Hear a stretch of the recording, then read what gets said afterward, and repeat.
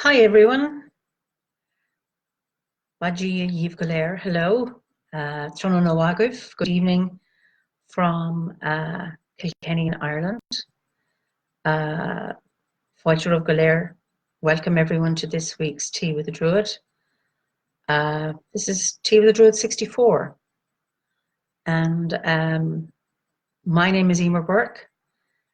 I am a Druid and chosen Chief Elect or Taoiseach of OBOD, the Order of Bards, Ovates and Druids. So I'm beginning to see some people have joined. Hello, Paul, Adi. How are you from down under? Great. So people are here. Wonderful. So what I'd like to talk to you tonight is about recovering or rediscovering our lost sixth sense. I received very recently a very interesting book from a very dear friend of mine called Wild Signs and Star Paths by Tristan Gooley. Now, I haven't finished it yet, but it's a fascinating read and I'd highly recommend it. He talks about our sixth sense, not as something mysterious, but as being an expert intuition, a kind of a honed ability to join the dots together offered by our senses to complete a whole or a fuller picture in our environment. And in our modern world, the emphasis on rationality and the analytical brain, that for many of us, our sixth sense has been shut down. And when we talk about our intuitive knowing, usually we cannot explain how we know. It's just something we know. And San people in the Kalahari speak of having a burning sensation when they're getting close to an animal that they're going to hunt. Or Aboriginal people will talk about a feeling that they allow to orient themselves towards the animal they're hunting. And of course, this is the nature mind that I spoke about in my last Tea with the Druid. And Gooley talks about two kinds of thinking: slow thinking and fast thinking. And slow thinking is what we use to work things out. So, for example, in problem solving or in situations that we're not familiar with, where we have to make calculations and make deliberate choices. And fast thinking is where we react quickly to a sound. For example, when we sense danger or fear.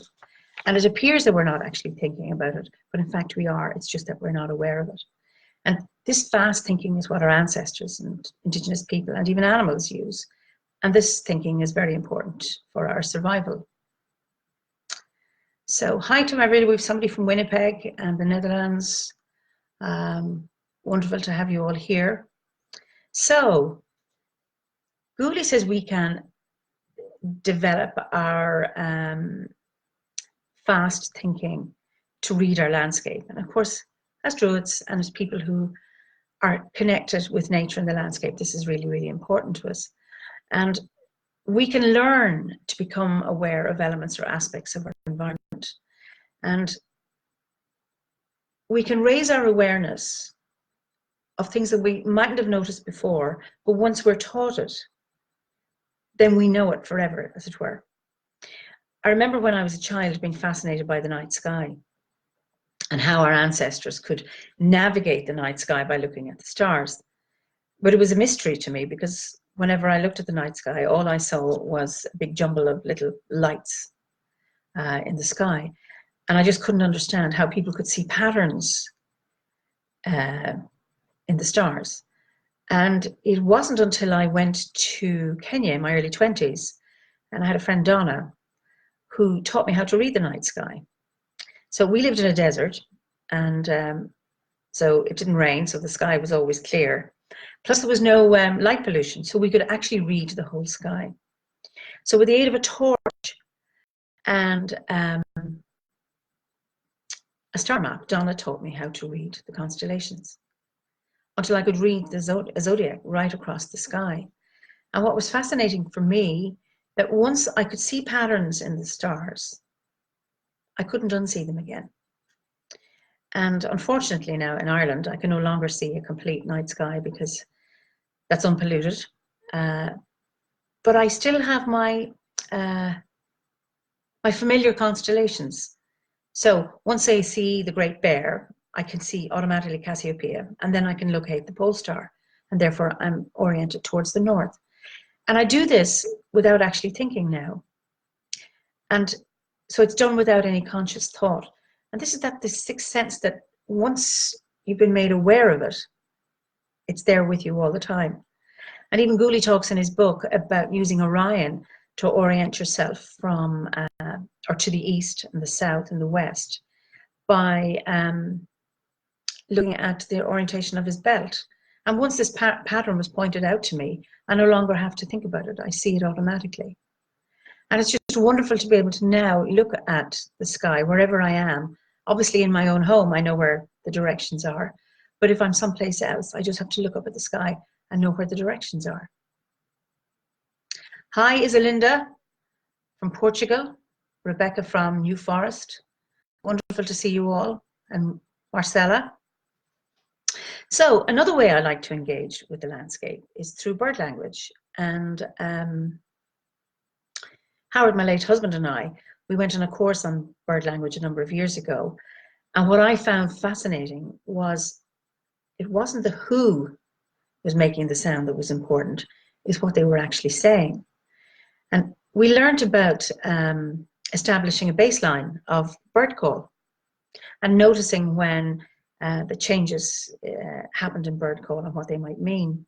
So for example, if you're walking down a country lane and you hear the chatter of the birds, a beautiful bird song that you're so familiar with, and if it doesn't change as you walk along the path, you can infer from that that these birds are used to people, humans, walking along the path.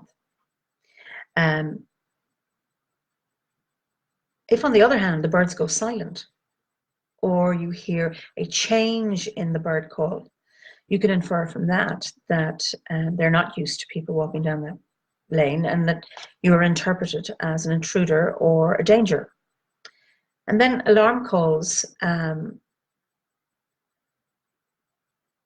are different depending on whether they're from above or below. And an interesting thing, the day after we did this bird language course, Howard and I were sitting in the garden and we heard this sudden alarm call. Now, I didn't recognize what it was, and Howard said, oh, that's a blackbird. But it wasn't familiar to me. It wasn't that usual one that I recognized, that beautiful, sweet, chirpy blackbird call that happens when maybe I disturb a blackbird suddenly, or when there's a cat walking by.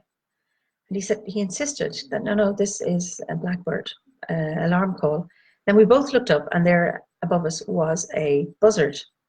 So what it was the blackbird giving an alarm call to say that the threat was from above. Lots of bird song can be about just chatter, calling out to each other, or you hear the baby birds calling to their parents for food. And like I said earlier, once these signs are pointed out to us, we know them and they become a part of our awareness. And for me, making those discoveries are like magic to me. And I wonder, is this how you experience nature? Are you aware of these things? And of course, we know that Druidry is about magic. And the Irish word for Druidry is Druicht. And that is also the word for magic in Irish. And Adrian, a few weeks back, was talking about magic and how, and gave some very interesting examples of how magic is manifested in his life. And I'm a nomophilist. This is a word I love. I like using words. I'm sure many of you are nomophilists too. A nomophilist is somebody who loves to walk in forests and woods. And there is a wood by me where I've been walking for years. And my favorite time there is to walk is at dusk or at nighttime when it's dark. And this is where I find magic. And because I walk in the dark, my visual sense is shut down, and then it awakens other senses. And hearing, for example. But for me, there are different senses of hearing. You know, I can hear the sound of distant traffic, or I can hear the sound of the wind in the trees, or hear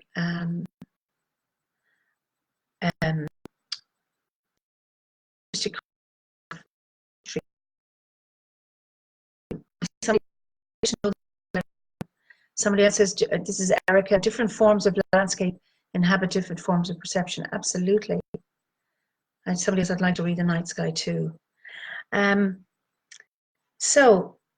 I can also hear the song of the trees, and that's a very sensation, hearing. And when I started on this path, you know, I became excited as I learned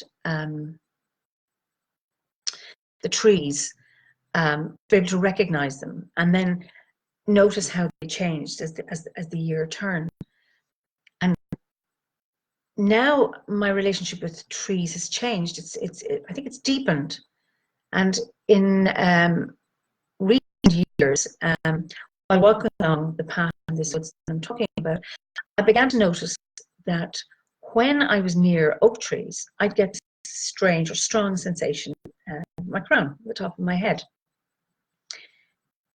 So I check it out and go, yes, there's an oak tree, and I'm getting this familiar sensation. But then I thought maybe this is something my imagination, or, you know, when we want magic, we kind of maybe invent it. So I can be quite skeptical at times. So I thought I was going to test this out. So then I decided I would walk along the path with my eyes closed and wait to see if I get the sensation. And yes, it would. And then it would get stronger and stronger. And when it seemed very, very strong, I'd stop and I'd open my eyes and look around, and there, yes, I would see oak trees. Or in the winter, I would see the oak leaves on the ground. So it would tell me yes. This was really exciting. I thought, oh, I have a great sensation with oak trees. Recently, I decided to do this in a different part of the woods where I hadn't done it before. So again, I was walking with my eyes closed and calling to an oak tree, say, if there's any oak trees, can you show yourselves to me? And then I got a very, very strong sensation. And it was much stronger than I'd ever had before with the other trees.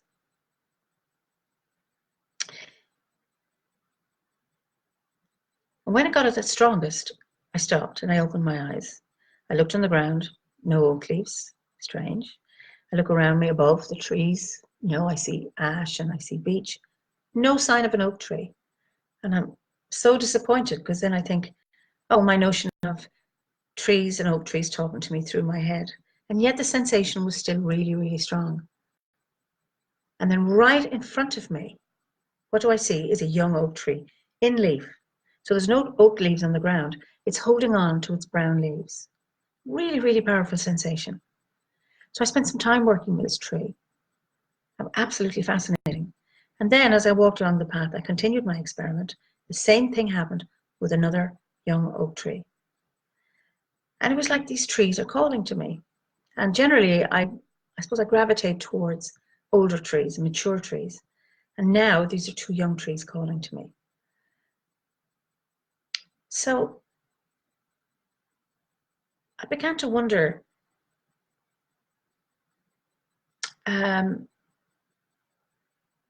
if there are other tree species that I could connect with using my senses other than my vision. So I started another experiment. And I came to some beech trees and I asked them to speak to me. And then I had this kind of humming sensation in my ears. And then I realized I'd heard this before at night, walking in the woods, but hadn't recognized it. It was from beech trees.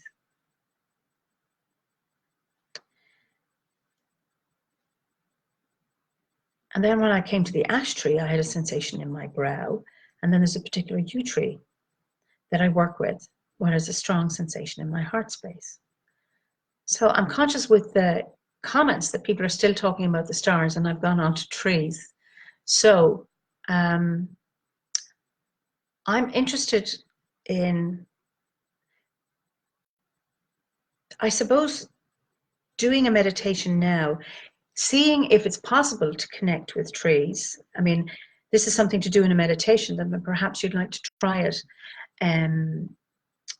when you go next in the woods, to see how trees communicate with you, other than through your vision, how you can recognize trees just from your senses rather than your vision. So, and I'd like to hear, it'd be interesting to hear your feedback. So, if you would like to just sit comfortably in your chair in front of your laptop and close your eyes and just become aware of your breath. Breathing in and breathing out. Breathing in and breathing out. Following your in-breath as it enters your body and following your out-breath as it leaves your body. Remembering with every in-breath there are possibilities, and with every out-breath there's a letting go. Breathing in and breathing out.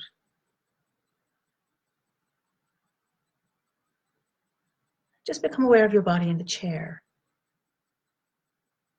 Feeling supported by the chair, feeling the floor beneath your feet, being aware of the ceiling above you and the walls around you. Breathing in and breathing out.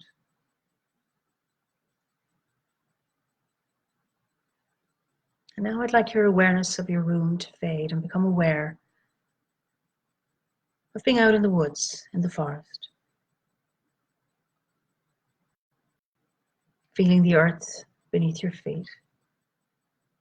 Being aware of the earth energy beneath your feet. Being aware of the sky above you. Is it day or is it night? Become aware of the colors around you, the textures, the smells, even the taste.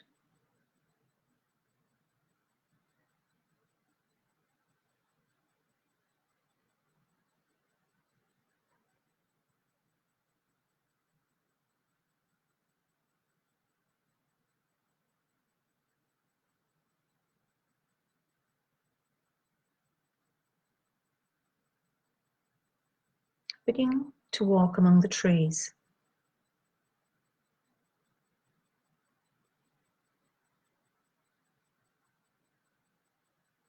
And find a tree. You might choose the tree, or the tree might choose you. You may be able to recognize it. But in some way, ask the tree how it might communicate with you while your eyes are closed. How it might be able to call to you, or how you may be able to find that tree. And you may stand facing the tree, or you may sit with your back to the tree.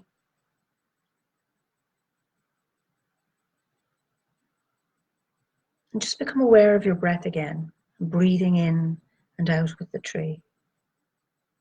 Breathing in and breathing out. Breathing in and out.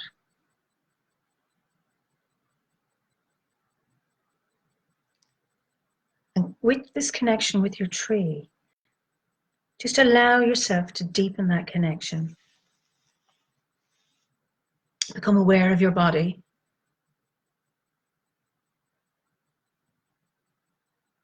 And where in your body do you feel the connection with the tree?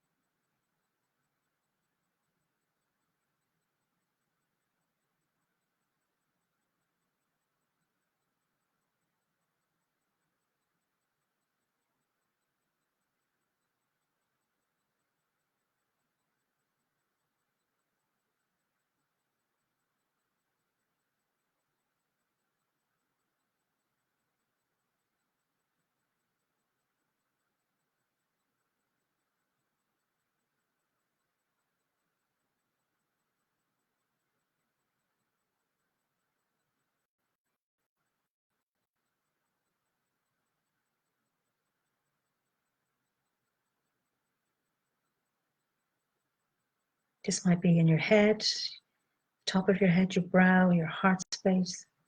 You might feel it tingling your hands.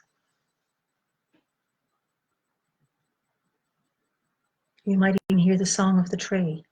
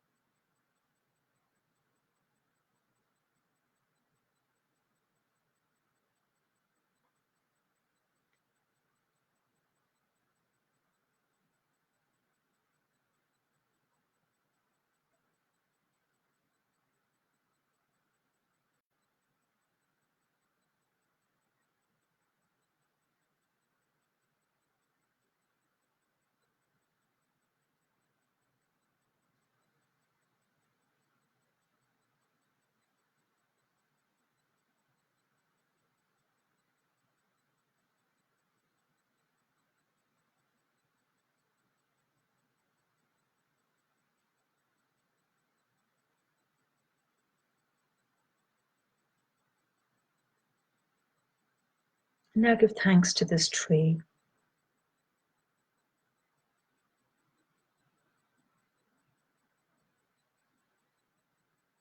For this connection. You begin to move away from the tree.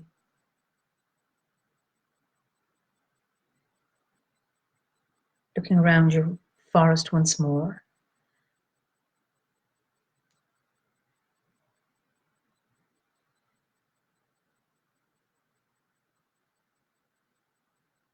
Giving thanks for all that you've received in this meditation. Just allow your awareness of the forest to fade. And bring your awareness back to your physical body, sitting in the chair, feeling the floor beneath your feet, and the ceiling above you, and the walls around you. Back fully present here and now. Take a deep breath. If you like, take a stretch. When you're ready, open your eyes.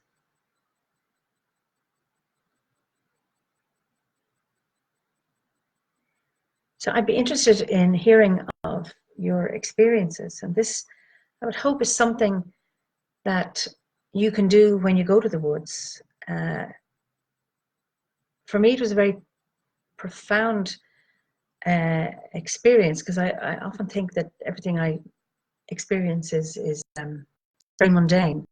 And then to go to the woods and have a sensation of a tree calling. And I'd be interested for you to try this and see what it is you experience. Yes. So I see somebody spell that. I will afterwards. I'll spell it. Just other comments. Somebody, Erica says, from camping with my dad when I was a kid, I learned to be quiet and observe in nature. Birds will always alert you to the presence of other predators, human or otherwise. Absolutely. I have a new word now, Mophilist, one who's fond of forest, a haunter of the woods. It means someone with a love for forest, woods and woodland scenery, or someone who often visits them. A haunter of woods, that's very nice. The word derives from the Greek nemos grove and feels affection. Beautiful. Somebody else says, I'm very hard to pick these out.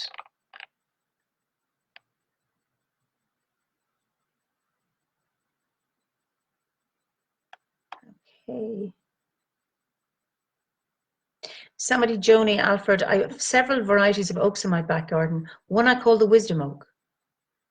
I get a sense of knowledge. Things keep flipping, so I can't read them all. Anyway, it's been lovely to be here, and I'm going to, there's lots of comments that I will read afterwards, after I've had my, where's my tea? See, I've even got my name on my mug, Emer. And I will look and respond to you. So it has been absolutely lovely being here tonight, and maybe I look forward to being with you again. I think next week you have Julie Brett from Australia, and I'm sure that's going to be an absolutely wonderful tea with Druid. So I will say goodbye for now and wishing you all a lovely evening. So, slán go fóill, banach tí, solas agus gró. Blessings, light and love. Go raibh eolaí.